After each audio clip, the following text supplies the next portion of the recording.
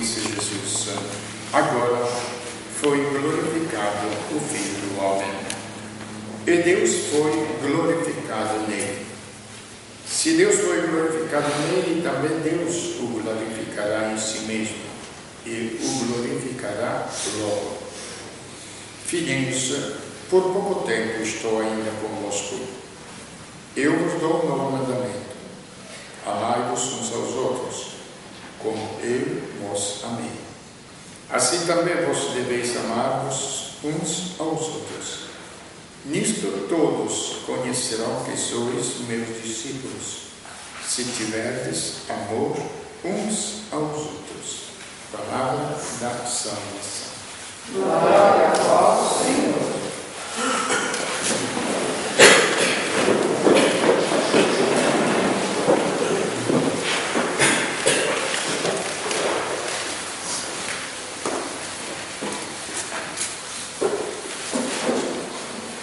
É impressionante quando a gente vê entrevistas, perguntas, sonhos das pessoas. O que o pessoal fala? Quer um mundo de paz, um mundo de felicidade, não é? Um mundo onde não haja dor, onde não haja possivelmente morte. A morte ainda a gente vê que não pode fazer nada, nem toda a medicina pode eliminar a morte. Mas, veja bem, o sonho dos homens é o mesmo sonho de Deus. Aí que está o grande problema. Então nós empatamos. Nós não queremos coisas diferentes daquelas que Deus quer. Aonde que está o problema? Este é o grande problema. Então o anúncio, quando Cristo nos fala, agora o Filho foi glorificado, etc. Ai dele. Judas estava saindo para traí-lo.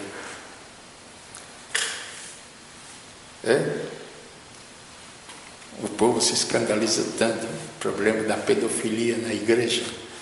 Judas tinha falado com o próprio Deus durante 3 anos, tinha assistido a todos os milagres e foi traí-lo. Vamos analisar bem humanamente, realmente, as coisas da vida de Cristo. Não fiquemos assim numa ansiedade, às vezes pseudo-mística, quer dizer, pseudo-exaltação da nossa mente. Não, é a realidade.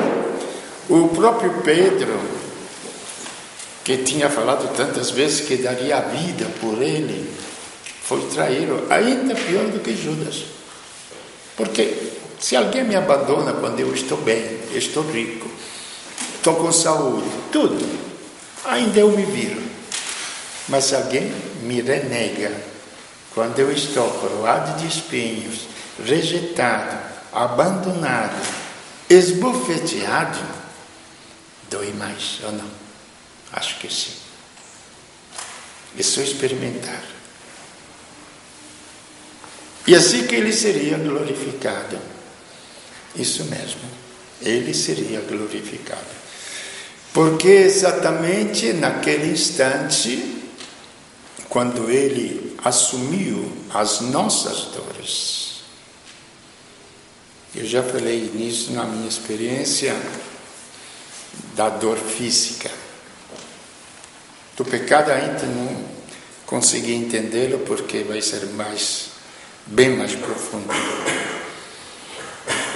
Quando no hospital, que a dor me matava mesmo, pela infecção da vesícula furada, e não drenada, logicamente. E o próprio médico me falou, falei, não é possível que furar a sua vesícula. Eu falei, por quê? Porque a dor é tão grande. A gente fala tanto da dor do parto, não é? A dor é tão grande que homem nenhum aguenta. A gente enlouquece. Insuportável. Falei, doutor, eu não falei que Não doeu. Falei que furaram a vesícula. Agora que doeu, doeu. E era de enlouquecer mesmo. Não conseguia ficar meio minuto na mesma posição na cama, com todos os anestésicos que me davam no hospital. Me virava para cá, para lá. Louco. Não conseguia rezar uma Ave Maria com a boca. E naquele instante, lembrei daquilo que foi a única grande missa, a oferta, o Filho que seria glorificado. Imediatamente falei: Jesus, eu rezei muitas missas para você e para o povo, mas agora esta é a minha missa. Ele assumiu as nossas dores, junto com a tua missa. Porque foi naquele instante que ele se uniu a nós. Quando ele assumiu sobre si as nossas dores, os nossos pecados, as nossas doenças, ele sarou as nossas dores e as nossas doenças. Então veja bem, ele não espera nada de nós, como os pais não esperam nada dos filhos. Falei: então te ofereço isso. E naquele instante ele assumiu a minha dor, ele carregou a dor. Não somente carregou a dor, porque seria nada, o morto também não sofre mais. Por isso que muitas vezes a gente que sofre tanto se suicida ou tenta suicídio, porque pensa que aquilo vai acabar a dor, ou psíquica, ou espiritual, ou física, tudo bem. Mas ele é vida, então ele assume as nossas dores, ele assume os nossos pecados, como eu falei. Ainda chegar à experiência de como ele assume os nossos pecados vai ser terrível, mas nos dá a sua vida. Então naquele instante, uma paz que o mundo não conhece, que todos os afetos humanos, os amores humanos, tudo, as alegrias humanas, os prazeres humanos, que pudesse gozar por uma vida inteira, por uma eternidade inteira, não tinha comparação nenhuma com a paz que invadiu o meu ser. Não diga a minha alma, o meu ser, que o corpo também se regozijava naquilo. Então veja bem, quando falamos de redenção, quando falamos do sonho de Deus e o sonho dos homens, estão juntos. O nosso sonho é o sonho de Deus. Mas é preciso achar como realizar isto. O mundo pensa que vai realizar isto dando os bens materiais. Não é assim. E o mundo inteiro se esforça para dar isto. Aí que começa o nosso verbo. E o foco que nós colocamos nas nossas buscas. Nós somos grandes como seres humanos. Por quê? Porque somos feitos à imagem de Deus. Como no sangue nós carregamos o DNA, que é a imagem biológica do nosso corpo, da nossa psique, diríamos, e depois com a educação, com a formação familiar, nós cultivamos tudo isto. Também Deus, foi Ele que fez o ser humano assim. Por isso que as nossas ansiedades são infinitas. É justo que sejam infinitos, porque um animal não deseja mais do que aquilo. O animal se procriou, Uma das minhas pequenas, grandes tristezas da vida foi quando criança vi que acompanhei uma galinha. No verão eu ficava lá no sítio, né? E vi uma galinha que se apartou das outras, colocou os ovos naturalmente, sem a gente fazer a cova para ela. Lembra ainda, 13 ovos, fui lá, eu acompanhava e espiava tudo.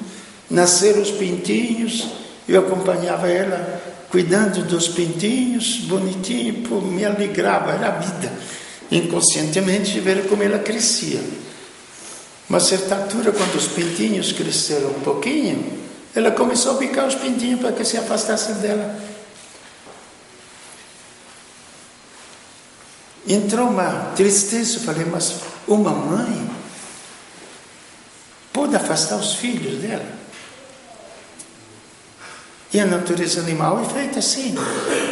Uma vez que os filhotes estão crescidos, eles têm que ir para a vida deles. Com Deus não. Humanamente também não.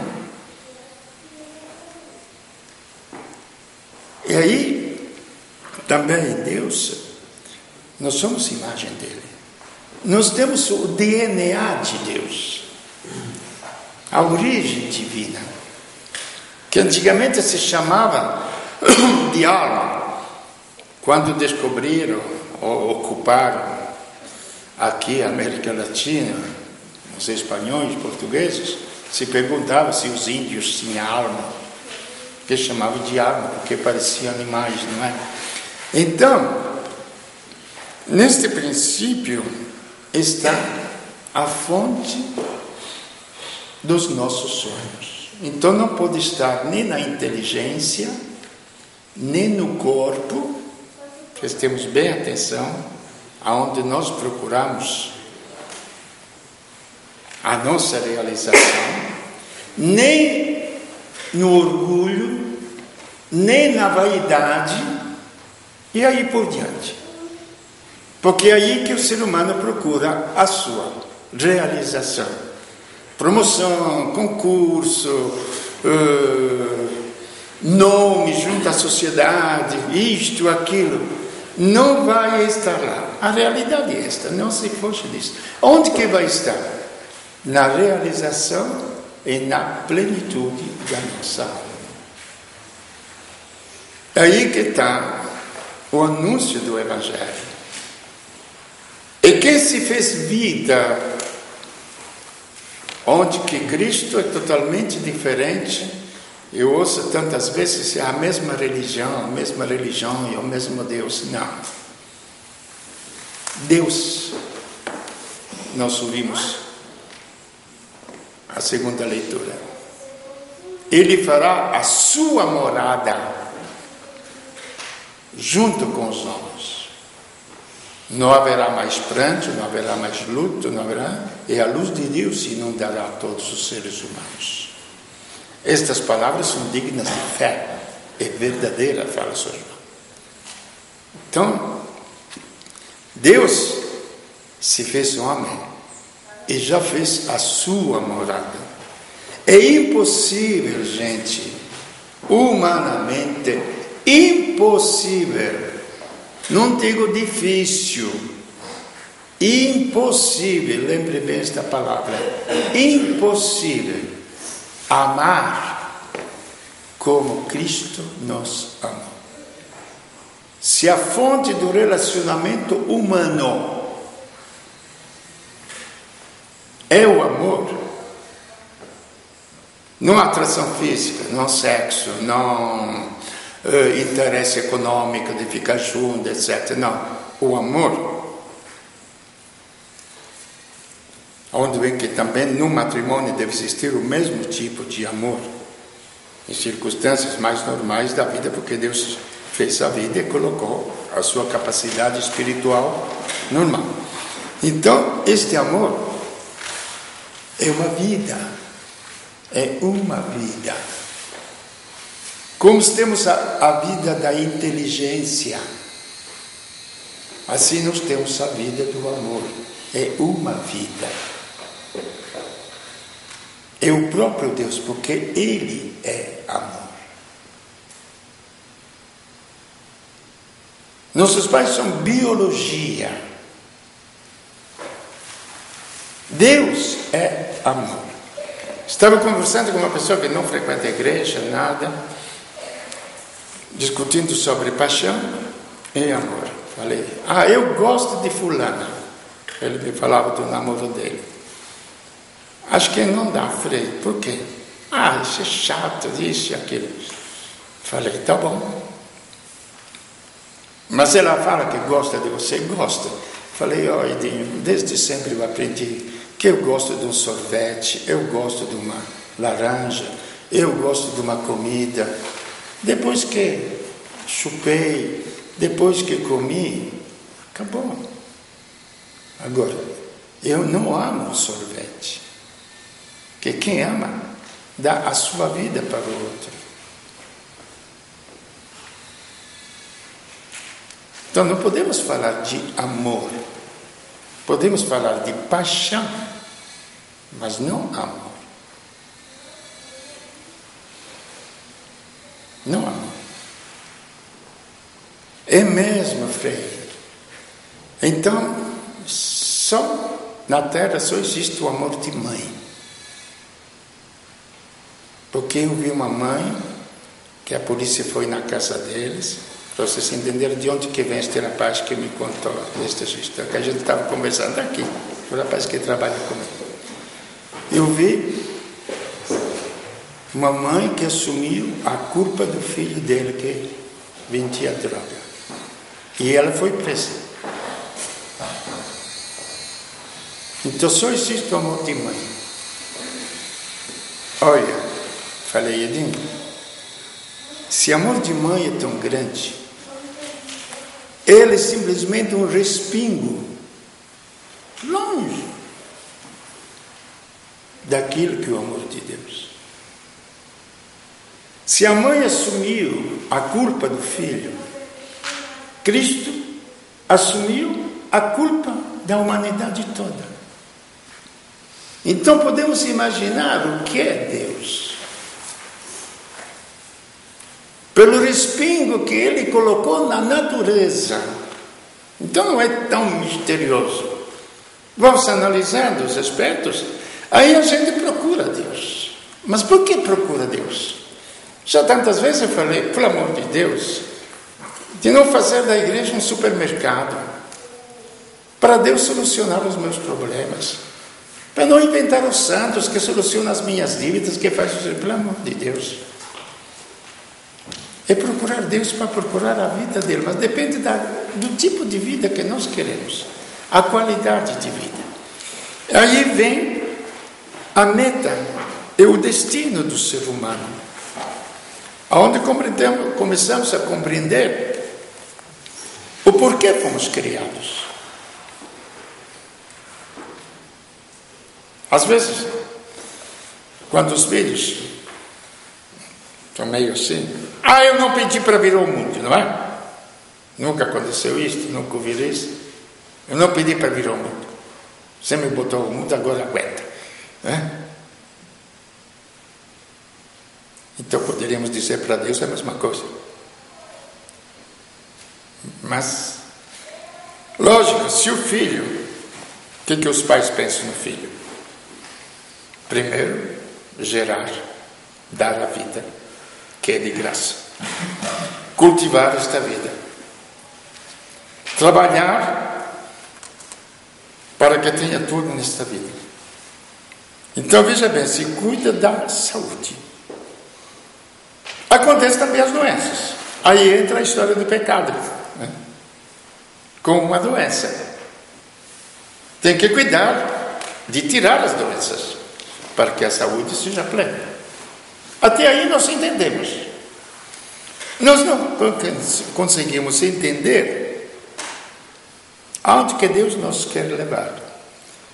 E somos a mesma coisa. Se nós chamamos filhos dele, ele nos gera, nos dá a vida, ele cuida de nós, ele se fez alimento nosso na Eucaristia, depois da vinda dele sobre a terra.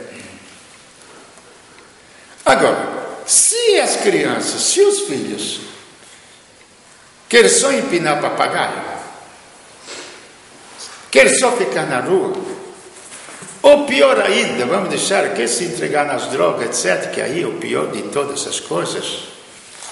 Se os pais puxam eles da rua para estudar, o que acontece? Você não gosta de mim. Não é assim? Você não gosta de mim. Mas é tão natural, tão simples. Não sei por que a gente complica tanto as coisas. Se Deus nos manda provações, dores, etc., Deus não gosta de mim. O que eu fiz para merecer isto? Por que as provações? Aí começamos a descobrir por que a cruz. É cruz deixar de empinar papagaio e ficar sentado para estudar, gente. É cruz. É cruz deixar hoje em dia no Estado Negro empinar papagaio. Hoje em dia um pouco computador, não é? É cruz. Deixar computador. Deixar celular.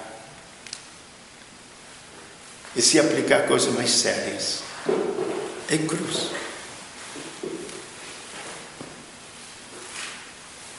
Mas vamos continuando o quê? Aí Deus nos destinou à glória. Nos destinou exatamente para não somente alcançar para nós a paz, que repito, a paz não é falta de problemas. Não. A paz é plenitude da nossa alma, por parte de Deus. Cristo é a nossa paz. Cristo é a nossa paz. Aí pode vir quantos problemas quiserem. Pode parecer que a nossa vida seja um mar em tempestade. Mas nós não vamos afundar. Como naquela história de Cristo no barco. A tempestade vinha, os apóstolos apavorados. Ele até, coitado dos apóstolos, foi dura. A lição que eles aprenderam. Por que ter medo? Foram acordar ele, mestre, ajuda-nos a tirar um pouco de água do barco, que estamos afundando. Ué, por que vocês têm medo? É mole? Está afundando? Por que tem medo? Ele levantou. Se acalme as águas, se acalme os ventos. Tudo calmo. Aí que está o problema. Nós queremos lutar com as nossas forças. Queremos vencer com as nossas forças e somos sempre terrivelmente derrotados. É como se eu tivesse que levantar um peso, arrancar esses troncos daí, sozinho. Ver uma pessoa forte, Frei, deixa, eu faço para o senhor. Faça, ele faz. Então, ele vai cuidar de nós e ele vai nos realizar totalmente.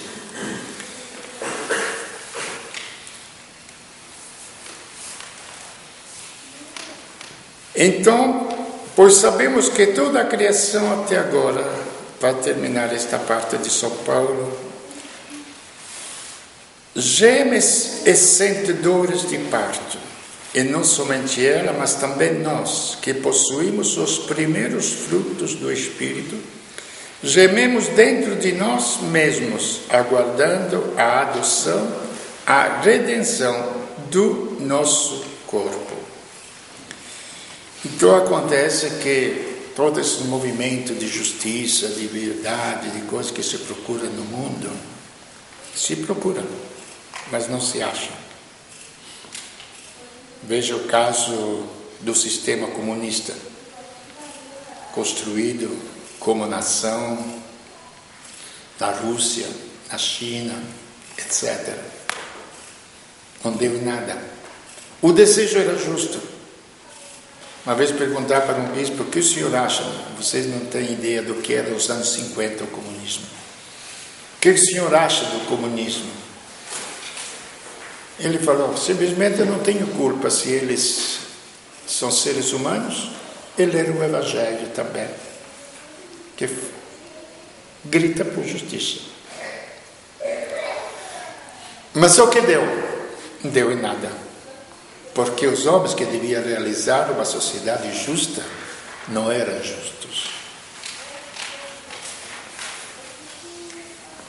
Vocês podem ver, a gente tem que aguentar firme, na televisão as propagandas políticas. Todos lutam para isso. Mas não vou realizar por quê? Porque aqueles que querem estas coisas não são justos. E o povo também que quer isso aqui não é justo. O povo também não é justo. Não vamos dar a culpa só aos políticos. O povo também não é justo. Mas a criação toda anseia para um mundo justo. E o nosso corpo também anseia. Aí que vem o sentido do nosso corpo. Aí que vem o sentido também daquilo que será a nossa morte. O corpo anseia. Como anseia quando está doente para a saúde. E o nosso corpo anseia para a sua realização, não mais dependente. Se pudesse explicar em palavras a vocês, o que será o nosso futuro biológico e físico, seria interessante na medicina. Nós somos condicionados pelas paredes, somos condicionados por um monte de coisas, somos condicionados pelos ares e aí por diante.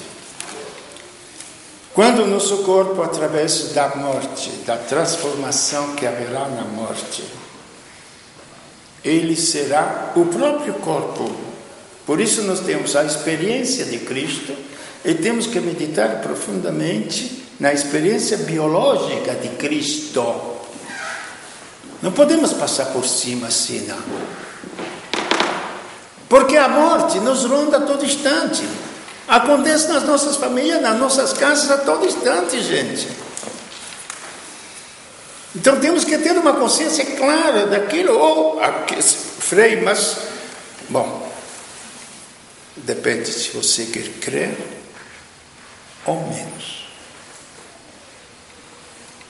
Aí depende. Primeira vez que encarei a morte de cara. Porque eu sei encarar a morte de cara quando é um ente querido que morre. O resto, tá bom, ouve. Meu pai ficou doente, eu recém-formado padre. Então, era já padre, tinha estudado teologia, tudo, não? Ele não quis ser operado. Ainda aquela mentalidade antiga. Eu nasci inteirinho, vou me apresentar a Deus inteirinho, ninguém vai rasgar o meu corpo. Tá bom. A freira me chamou e falou: Frei, vocês estão levando para casa um moribundo. Teu pai tem 2 meses de vida só. Aí meu cunhado que me levava, eu falei: ó, a freira falou que o papai tem 2 meses de vida. Mas eu sei que ele não vai para a morte. Por quê? Porque eu creio na ressurreição. Foi a primeira vez que eu falei: eu creio na ressurreição. Porque temos que dar uma resposta clara à nossa existência. Temos que dar uma resposta clara se eu vou ressuscitar. Se minha mãe vai ressuscitar. Se meu pai vai ressuscitar. Se os meus amigos vão ressuscitar. A vida é muito simples e muito clara. Como Deus também é muito simples e muito claro. Aí, através desta transformação, que alguns santos já tiveram na vida, mas tiveram que passar a morte em vida, que é a coisa mais terrível deste universo. Entendeu? Tipo o Padre Pio, que a gente ouve, que ele via ele à distância, ao mesmo tempo em 2 lugares, que seria o que acontece com as aparições de Nossa Senhora, em todo lugar, a presença de Cristo na Eucaristia, no universo inteiro, entende? Então não são coisas fabulosas, não são coisas mistificadas, criadas na mente, não sei, para mim é tão simples, não sei se para vocês complica muito, mas o problema é se você quer que isto seja possível. Então, nosso corpo também, que faz parte da criação, anseia a transformação num corpo eterno. Tanto que para os discípulos foi difícil, quando ele ressuscitou, pensar que via um espírito. E ele falou, não sou um espírito, porque ele entrou na casa de portas fechadas. Então ele é superior à própria matéria. Nós não sabemos, nós não dá para entender o que nós seremos. Ser superiores à própria matéria, ao próprio universo. Gente, vocês não estão nem imaginar. Isso não é coisa pequena para a vida humana. Compreende? Sou eu. Tenho alguma coisa para comer. Estão aqui nas minhas mãos, nos meus pés. O morto não tem corpo. Não é uma aparição. Sou eu. Transformado pela cruz, transformado pela morte. Onde, veja bem, que a cruz e a morte é um acidente de percurso, como já outras vezes expliquei. Como as dores de uma cirurgia, é um acidente de percurso por uma vida que vem depois. Então, simplesmente acidente de percurso.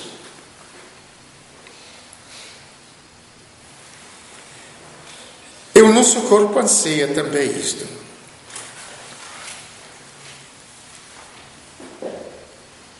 E pela esperança é que estamos salvos.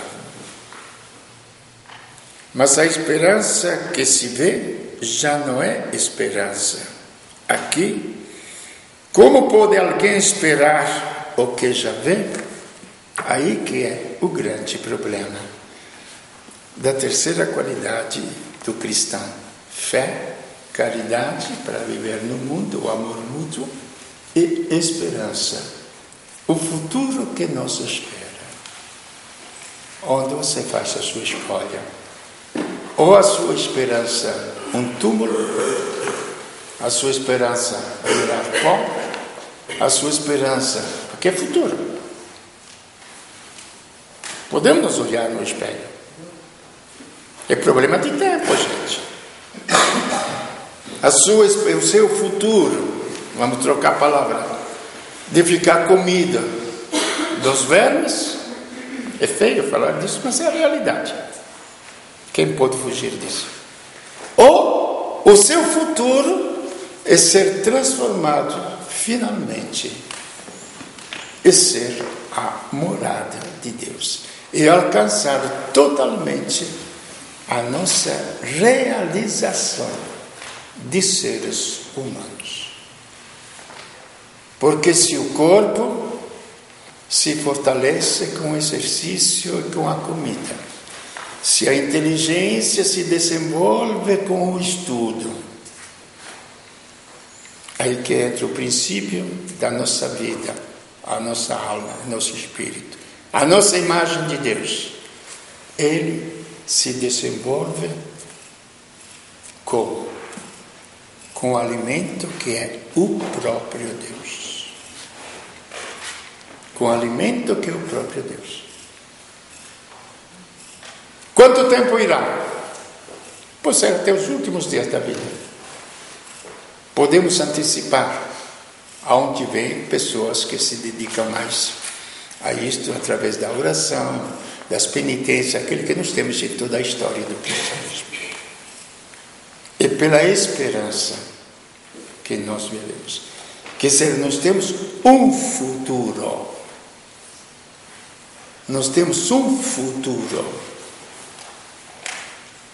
Nós não somos sem futuro. É o futuro que Deus nos promete Aonde passamos e termina. Ou continuamos vivendo o sentido religioso entre a culpa e o prêmio. O que quer dizer com isto? Tomara que Deus me dê o paraíso. Tomara que Deus não leve em conta os meus pecados. É mais ou menos o sentimento comum das pessoas. O sentimento religioso. Que Deus me dê o prêmio. Onde se pode até inventar que se faz uma bomba, se mata as pessoas porque Deus me dá um paraíso. E não tem nada a ver. Compreende? Ou, numa visão muito mais clara, mais tranquila, o meu futuro é o paraíso. Que aqui sabemos, pela leitura de hoje, o que é o paraíso? É a morada de Deus, no meio dos homens, dentro dos homens. Este é o nosso futuro. Cada um escolhe o seu futuro.